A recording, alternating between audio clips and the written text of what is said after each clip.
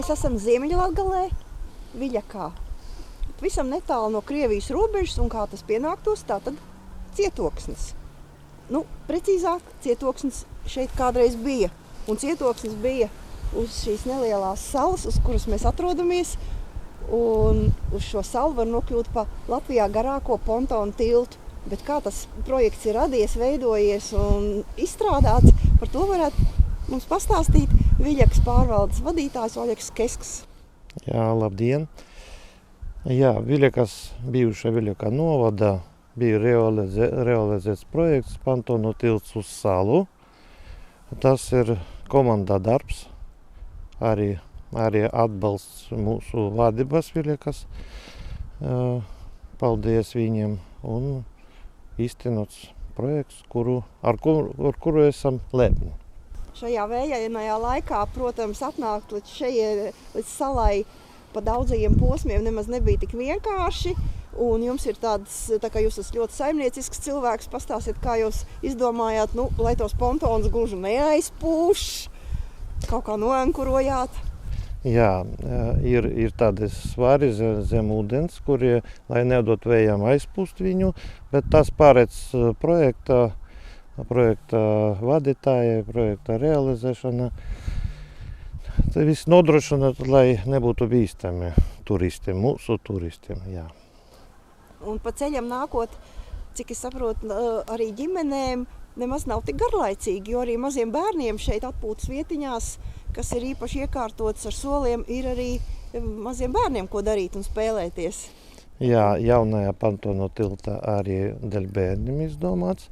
Ir ko darīt, spēlēties pa ceļam, varēs pasēdēt, atpūsties, uz ezeru paskatīt un arī paspēlēties varēs. Un kā jau ezerā pienāks, tur noteikti ir daudz zivju, par kuru bagātību arī stāsta stendi. Jā, mūsu ezers bagāts ar zivīm. Jā, mēs papildinām pēc projekta katru gadu 5000 zivju maziņus katru gadu, bet laižam, jā, pēc arī projekti. Kamēr atnākam līdz salai, ap kuru var apiet arī par tādu koku laipu, jo, lai saudzētu vidi un lai saudzētu arī šīs pilsdrupas, cietokšņa drupas. Bet apējot riņķī mēs redzam arī skaistu baltu lielu graznu sirdi, kur esot dāvinājis tātad Viļakas baznīcas priesteris. Jā. Jo viņiem šeit ir tāda svarīga vieta, saprotu, salā. Jā, dēļ mums salā visiem iedzīvotājiem svarīga vieta, Viļakas sala. Priesteris tiešām uzdevināja priesterim, viņš izdomāja, ka tomēr uz sala šitam sirsniņai jābūt. Mēs lepni ar to, jā. Jo caur sirsniņu nostājoties salas vidū var redzēt tieši Viļakas baznīcas torņus. Ar tādu mērķi arī šeit ir šī sirds likta. Un man stāsta, ka tad, kad šī sirds ir uzstādīta, tas ir pirms laikam vairākiem gadiem, jā, tad arī ir atbraukušas arī suitu sievas, un viņas piedalījušās ar jāstru dziedāšanu, varētu teikt, tā ir sirds iesvētīšanā. Jā, tāda bija kā atklāšana sirds. Jā, tā bija. Kā jūs esat ievērojis, vai vietējie, vai vairāk turisti? Kas šeit biežāk vispār ir redzami šīs pontonu laipas? Biežāk redzēti, protams, gan vietēji, gan turisti, bet pamanāmi, ka sveši cilvēki brauc lielus daudzumus, īpaši, kad labs laiks, to nav pamanāmi, ka sveši cilvēki nav vietēji lielākā daļa. Tā kā visiem varam rekomendēt arī uz šajien doties, jo te ir arī kur palikt Abrenes istabās un promenādes mājiņas ir, kur palikt. Visus aicinām, jā.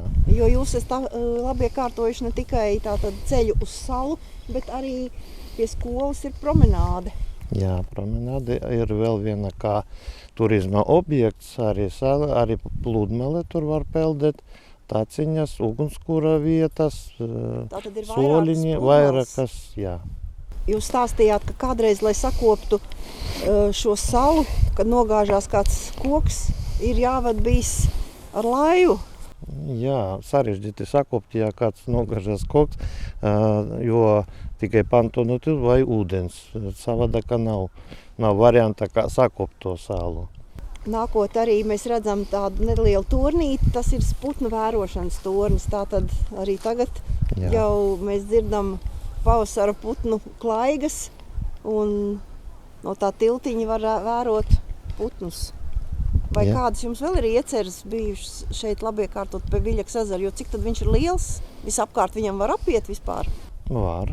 Ir mums veloceļiņš apkārt iet, arī kuri skrien krosu, arī sportisti apkārt skrien apkārt ezeram. Jā.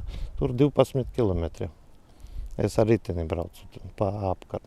Velo maršruti ir vēl kaut kur izveidoti? Jā, velo maršruti no Rīgas sākas velo maršruts līdz Krievijas robežām. Nu, pa dzelzceļa sliedēm bijušiem. Iet velo maršruts. Lielāko daļu līdz Gulbenei tur ir vēl dzelzceļš. No Gulbenes balvi Viļaka viņu noņēma, tagad veloceļiņš. Tā kā ģimenēm šeit ir ļoti daudz vietu, kur nakšņot, kur makšķerēt zivis, vērot putnus un staigāt. Un, protams, arī braukt ar velosipēdu un visādi citādi aktīvi attīstīties. Paldies!